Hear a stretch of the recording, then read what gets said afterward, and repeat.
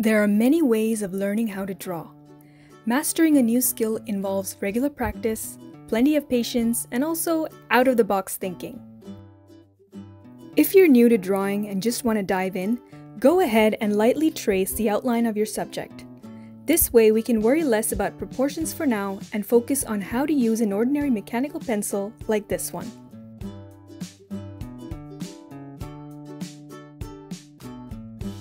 Every cat has its own set of markings, like stripes and spots. Chico here has a combination of them, so I'm starting with those obvious ones.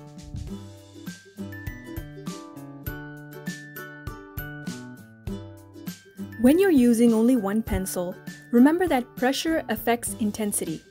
The harder you press, the darker the tone, but along with that also comes sheen. What you can do instead is shade in light layers and blend in between each one. A soft facial tissue works well for blending.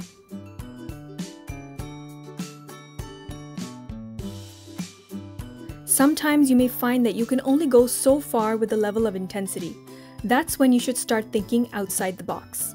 Consider the effect of contrasts. By simply erasing to reveal highlights, you can see how that contrasting light makes the shaded area look darker. If you prefer it to be darker than that, continue layering until you're satisfied.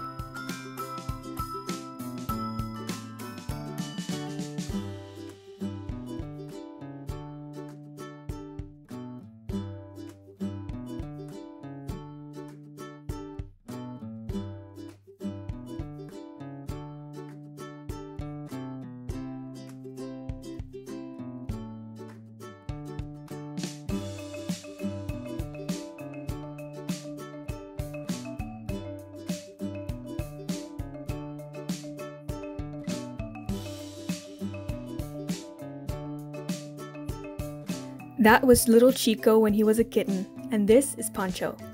As I'm repeating the same technique of hatching, blending, layering, and repeating, I also have to consider the uniqueness of Pancho's fur. His is almost black with a silky texture. Drawing the illusion of silk is simple once you understand tonal value.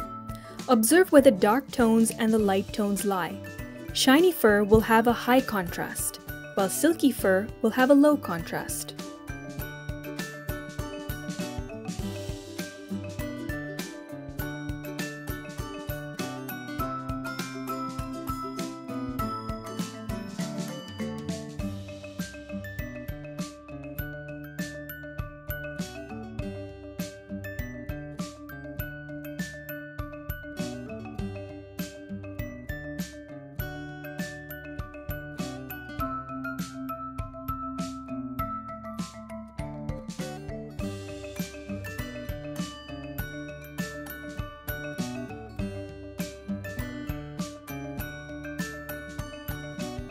Whenever I'm drawing, I first think in terms of shape and then tonal value.